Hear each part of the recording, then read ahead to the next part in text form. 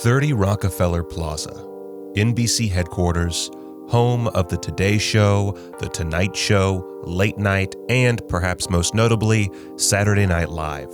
Absolute TV legends. From 2006 to 2013, it was also home to the show 30 Rock. Tina Fey's comedy series followed the cast and crew of a sketch comedy show loosely based on SNL, although in this instance, the show's primary star was a black comedian, Tracy Jordan, played by Tracy Morgan.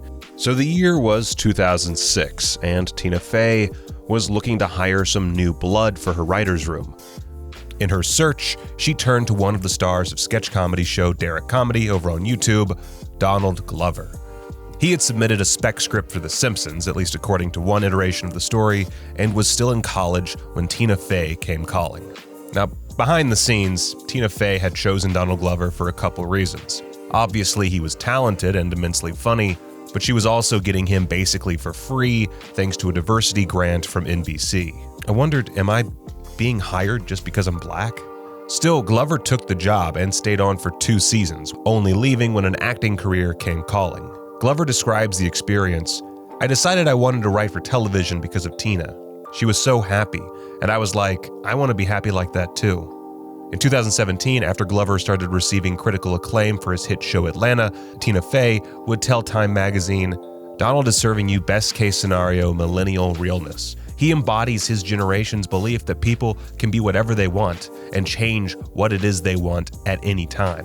Distilling all of Donald Glover's accomplishments into one video is a pretty hefty task. So I'm just going to be straight with you from the outset. I am going to skip something, maybe inadvertently, maybe for time, but either way, I will miss a detail, and I'm only taking up time on this point to underline just how next level the artist otherwise known as Childish Gambino really is. Hell, now that I'm thinking about it, I'm not even going to mention his stand-up comedy specials. Just, there's so much. The man's a powerhouse, a machine that seemingly never stops. That unique level of dedication to anything and everything he tries his hand at has led not only to a vast array of artistic accomplishments, but has also changed the world in ways that, if you're a fan, are not terribly surprising. Donald Glover was born in California but raised in Stone Mountain, Georgia, a suburb of Atlanta. Despite what some might think, Glover was sheltered as a child, having been raised as a Jehovah's Witness and getting very little exposure to pop culture. What did make it into his bubble was generally either snuck in or provided by his father, the less strict of his parents, and with whom Glover shared a very close bond throughout his life. In high school, Glover was voted most likely to write for The Simpsons, which could very well be one of the most prescient yearbook predictions of all time. While in college at Tisch School of the Arts, Glover joined sketch group Derrick Comedy, and well, yeah, he went on to work with Upright Citizens Brigade as part of a study program while at NYU, but it was his YouTube videos that led to his work on 30 Rock and in turn his breakout role as Troy Barnes on Community. Glover left 30 Rock for the same reason he would eventually leave his next big gig. He wanted more. He wanted change. In this case, he wanted to pursue acting rather than be stuck in a writer's room with the occasional guest spot. So he and the rest of Derrick Comedy made a little indie sensation called Mystery Team in 2008, which premiered at Sundance in January of 2009. All we need is one big case before people start respecting us again. And hey, if you haven't watched Mystery Team, get on that. It's great and was my introduction to Glover's work. That film didn't really go anywhere despite a solid cult following, but in June, NBC announced that it had picked up and would begin airing a new show from comedian Dan Harmon called Community. Now, side note real quick, you might be wondering why I haven't mentioned the musical side of things yet, despite the fact that Glover released his 9th mixtape early in the same month Community debuted. Don't worry, we're getting to it. Anyway, Community was the big breakout hit for Donald Glover. Cool! Do I have a gun? You have a drum. Cool. His turn as Troy, who, fun fact, was the first major character on TV to identify as a Jehovah's Witness, was an affable, quirky performance that, along with Danny Pudi's Abed, helped immensely in the show's massive success. This following included something no one could have expected from a sitcom about a community college study group. It created a whole new Spider-Man.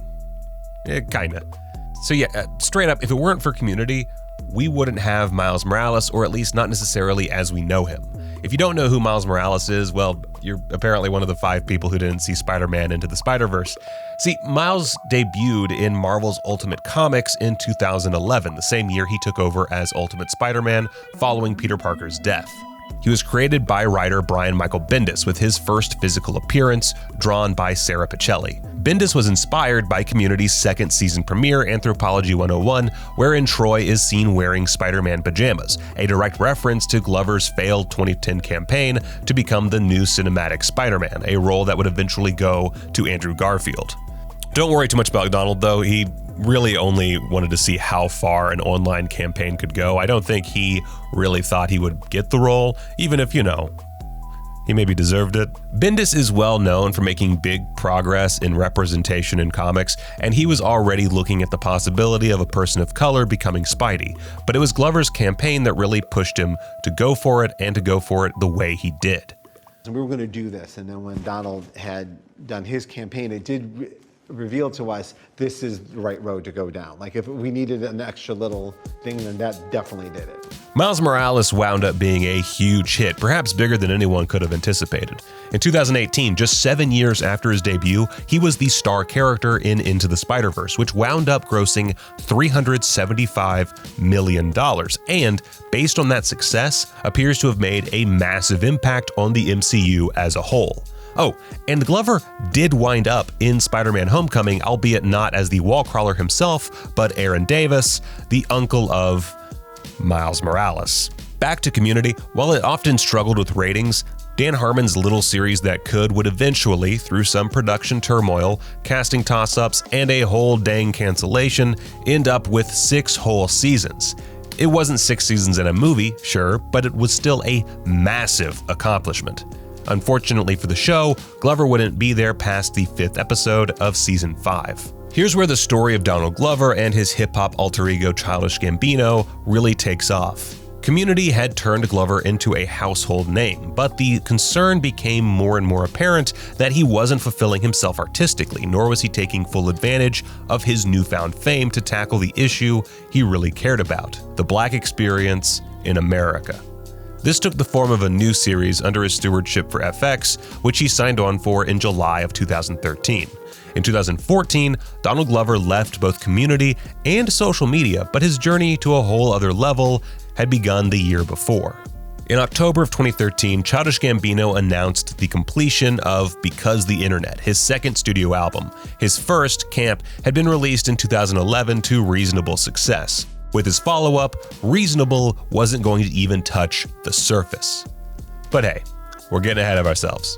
Gambino had become friends with fellow musician Beck, who had jokingly said his next album should be titled Because the Internet, after Gambino had repeatedly used the phrase when discussing the current climate in the music industry. Gambino got together with his closest friends and family and absconded to a mansion in LA known only as The Temple.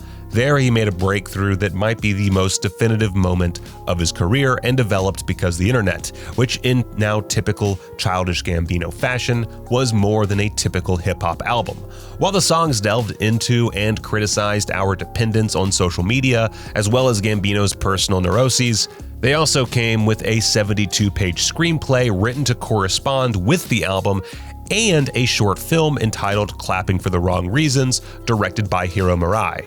We'll get back to their collabs in a bit. Because the Internet wound up with nearly quadruple the sales of Camp. Childish Gambino, the musician, was now just as famous as Donald Glover, the actor. Of course, fame does have its downsides. Like many of us, Glover had become burned out on social media. He no longer felt comfortable with the serotonin machine that had given him his start on YouTube, and despite his success, he'd never felt more alone. Social media and internal struggles with how he was being perceived were eating him up, so he got rid of all that noise. Now seems like a good time to talk Atlanta. Donald Glover sees the city of Atlanta differently from those not raised there. For him, Atlanta is a beautiful metaphor for Black people. Atlanta the show is a lens through which to show Black identity and culture as only Black writers can. In fact, the whole writing staff that Glover compiled is Black, something that's not exactly common, and most of them had never even been a part of a writer's room, which is also extremely rare. However, Glover needed those voices and those experiences, and he needed them to work under the right conditions. So they all gathered in a house in Hollywood called The Factory rather than the typical office environment.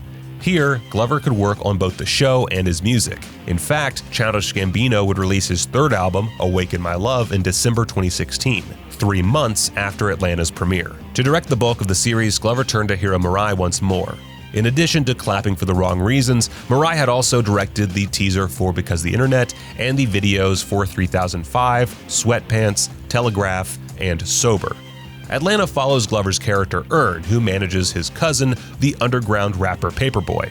They contend with everything from the tricky, often aggressively benign music industry to issues of racial injustice and relationship drama, often in experimental ways that vacillate between drama and comedy in a way unlike anything else on television. Also, sometimes it gets pretty damn weird. The second season premiered in 2018 with a third and fourth set to shoot back-to-back in 2021, and Glover has said it's going to be the best TV we've ever seen, equaled only by The Sopranos. And at this point, I kind of just have to believe him. This all leads to probably the biggest moment of Childish Gambino's career, the music video for his single, This Is America, directed by Hiro Murai.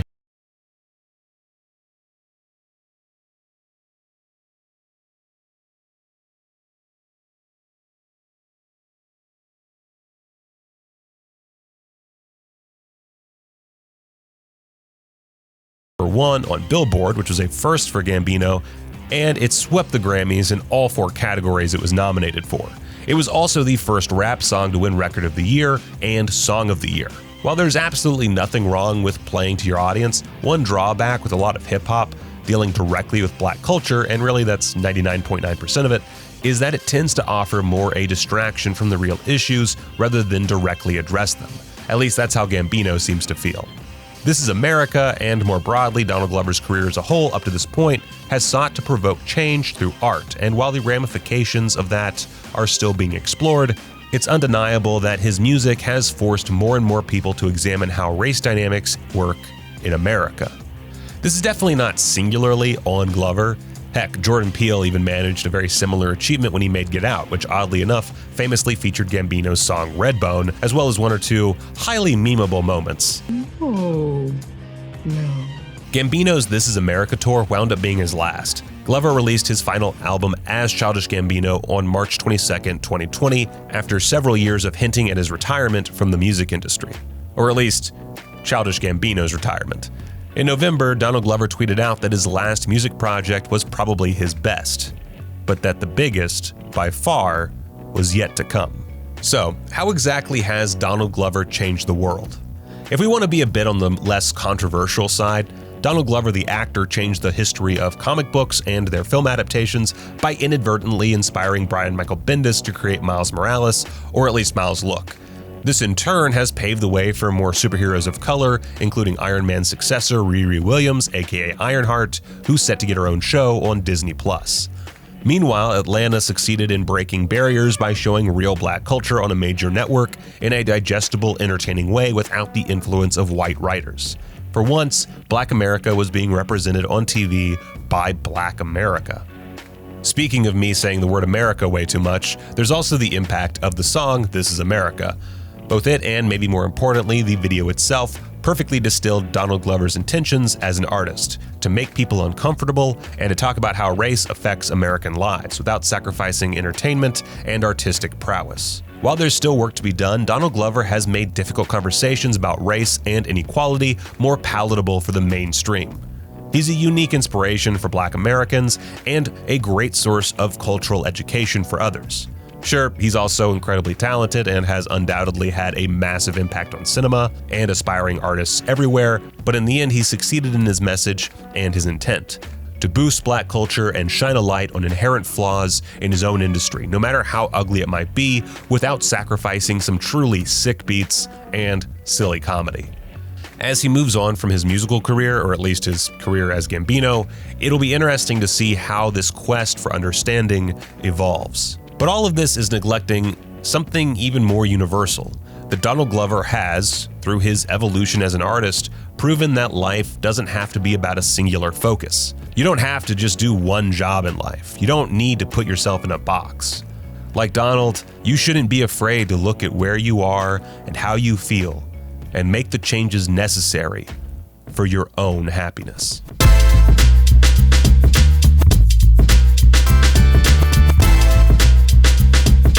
Thanks for watching my video about Donald Glover. He's an artist I admire and respect, and it was really hard to not just make this a 3-hour discourse on the man's life and career. So if you want to yell at me for not talking about his stand-up, Guava Island, that whole Lion King thing, or skipping over a whole lot of music, please yell at me in the comments. Oh, and take care of yourselves.